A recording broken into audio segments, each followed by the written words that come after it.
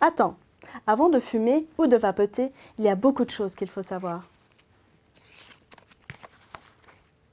Je m'appelle Mariam et dans cette vidéo, je vais vous donner quelques conseils pour mieux gérer votre consommation de tabac en cette période difficile.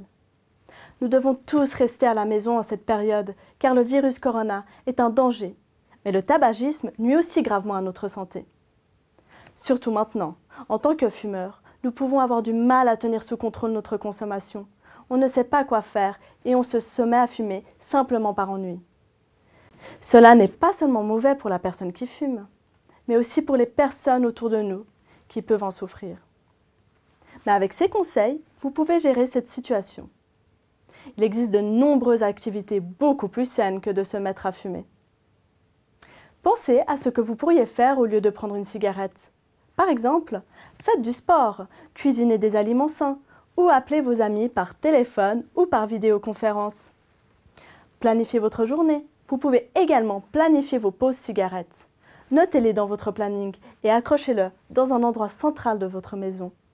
Cela vous permet de le respecter plus facilement.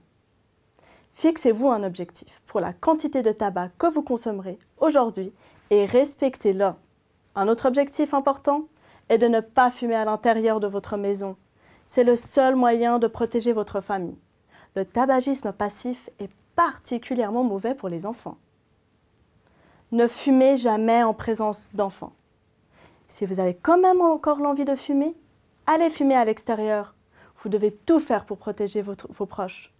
Lorsque vous utilisez le balcon, n'oubliez pas de fermer la porte et la fenêtre du balcon. Si vous voulez fumer à l'intérieur, ne le faites pas. Sortez à l'extérieur. C'est ainsi la seule manière de maintenir l'air de la maison propre pour votre famille. Beaucoup de choses sont différentes dans la situation actuelle.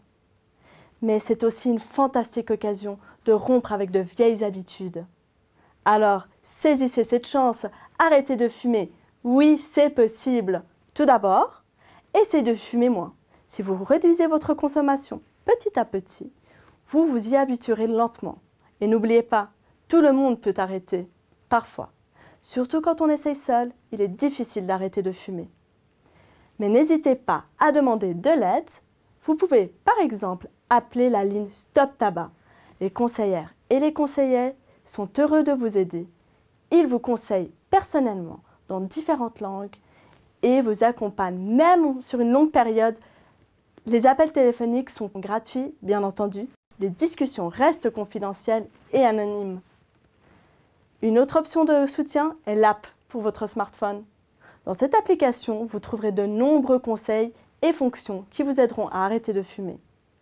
Il existe de nombreuses stratégies pour arrêter de fumer. Mais le meilleur moyen est toujours d'être aidé par quelqu'un.